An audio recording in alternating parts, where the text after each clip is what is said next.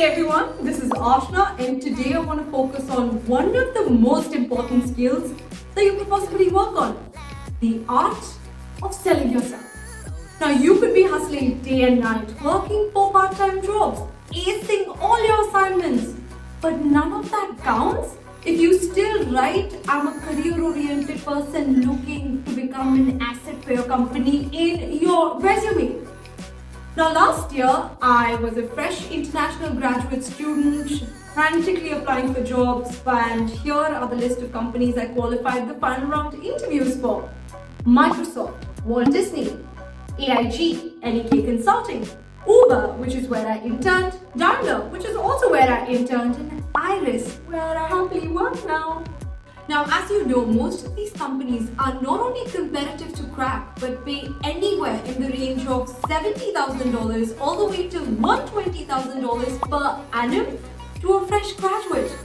Now I know as an international student in their early 20s in Australia, that seemed far-fetched by most of us. Even me, until I got through. Salary कितना लोगे भैया discuss करने Our line of thought remains, I need a job, any job, construction job, cleaning job, police job, hospitality job, delivery job, any job for as long as that job pays dollars and gives you a reason to stay. While repeating this narrative in our head, we forget to value ourselves and give ourselves credit for all that we've achieved. So let me get this straight. You left your loving family back at home, the comforts of your community to come all the way here in search of a better life, with no definition to better whatsoever. For all you knew, you could be living under a bridge, calling your family and telling them all is well. But no, you took this opportunity to get accustomed to a curriculum you did not quite get. You managed to get part-time and casual jobs with no local experience whatsoever, and you aced time management because you still found the time to call up your mom and tell her you're okay. And you're telling me that you cannot sell this and yourself when it's time to? Now, if you know what you're worth, now go out and get what you're worth. But you gotta be willing to take the hits. And that's when you know that in this journey, you missed out on developing that one crucial skill that will determine your future in Australia. Now, it's not too late for as long as you got me. And my tips for nailing interviews include research, resume, cover letter, and talking skills. First, research. I'm honestly shocked at the amount of people that do not conduct thorough research on the companies they're planning to interview for.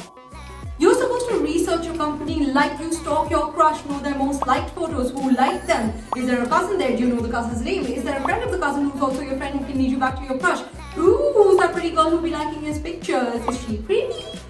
That's the kind of crazy I need for your interviews. You should not only know your company's main objective, any additional services they provide, their culture, the kind of employees they hire, but also the industry that they function in. When I walked in for my first round interviews at Disney, one of the first questions I was asked was, what do you know about the recent acquisition of 21st Century Fox? Now imagine if I hadn't done my research, I couldn't even make shit up. Like, what would I have said? That it was expensive, that it was related to movies. So here's what you'll need to do next time you're up for an interview. Read up on their main service, additional services, recent acquisitions, mergers, any news related to the company, and frame an opinion about at least one of those pieces. Stalk their employees and their background, culture, stalk their Instagram page, LinkedIn page, Facebook page, and the generic company page. I need at least 15 tabs open on your Google Chrome for one company. Second, your resume. Now everyone's going to advise you differently on this one, but here's what worked for me. A, do not leave space on your resume with a generic career objective. Trust me, it's not worth it. B, keep your resume to one page and one page only. You earn an extra page in your resume with each 5 years of experience that you add. C, here's how you can divide your resume. Start with education, followed by professional experience, followed by leadership experience, followed by volunteer experience, and keep it to one page and one page only. D, now don't put everything in there. Only put in what's relevant. I know that's a difficult bit, but that's what's going to make you stand out. E, do not write your experiences like I manage the floor staff at this restaurant. It should pretty much look like this. And lastly, keep it simple. No fancy templates. Unless you're in a creative field, then you're free to disregard my advice altogether.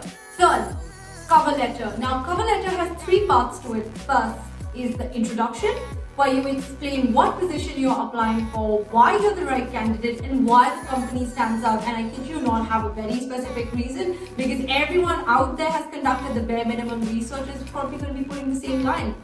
Second, body.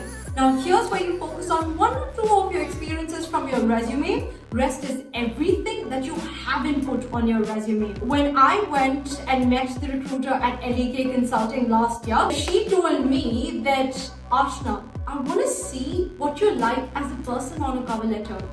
What kind of clubs do you like? Why do you like them? Do you like music? Do you like theatre? What do you like? And I was blown away, because up until then, I thought I was supposed to keep it boring, like your research expertise aligned with my public policy experience. But what she told me was add a little pizzazz. So you gotta hit them with, I play the tabla, and I was also published on Subtle Curry Indian Traits. I don't know, but anything that you like. For me, I put on my theatre experience and my volunteer experience from the university, and guess what? It worked. I got through. Lastly, in your conclusion, you want to state again why you're the right candidate, how the job you're applying for might further your career goals, and a thank you. Fourth, talking skills, my most important point so far. Work on how you want people to perceive you. Now I know for many of you, English isn't your first language, so you might find it difficult to bring out your awesome sauce personality in a language you're not entirely confident in. So for that, start watching some movies, series, reading books, and have that one friend who's only allowed to be your friend on the pretext of only speaking in English with you. Now once you nail that, start working on how you want to bring out your personality. And by that, I'm not talking about I'm a career-driven individual who's a very hard-working person.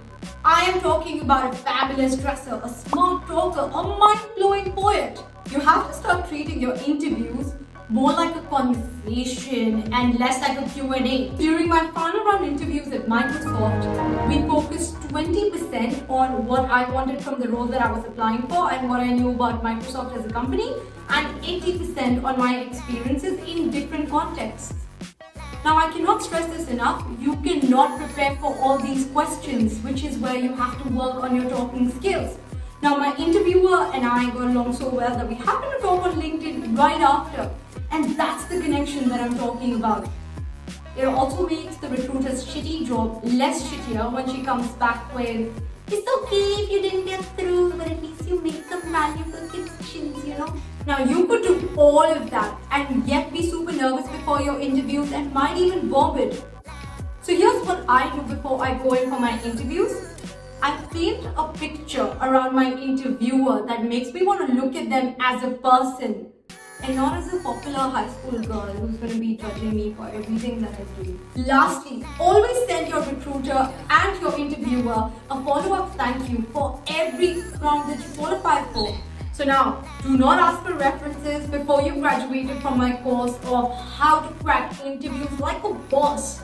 Because as far as I'm concerned, I know all of you are pretty much capable of nailing them all by yourselves. Education can only help you so much. Rest is all you and your personality. Now let me know guys what you thought of this video, and thanks again for the amazing reception of the previous one. I creepily stalked all my commenters and checked the views every half hour to say the least. So thanks for soothing my crazy with all your amazing comments, views and more. Now I should keep these coming if you like, share and subscribe, because if you don't, you'll really be missing out on my I'm a career-oriented person who will be an asset for your company vibe. Take care, wear your masks, nail those Zoom interviews, and I'll see you next time.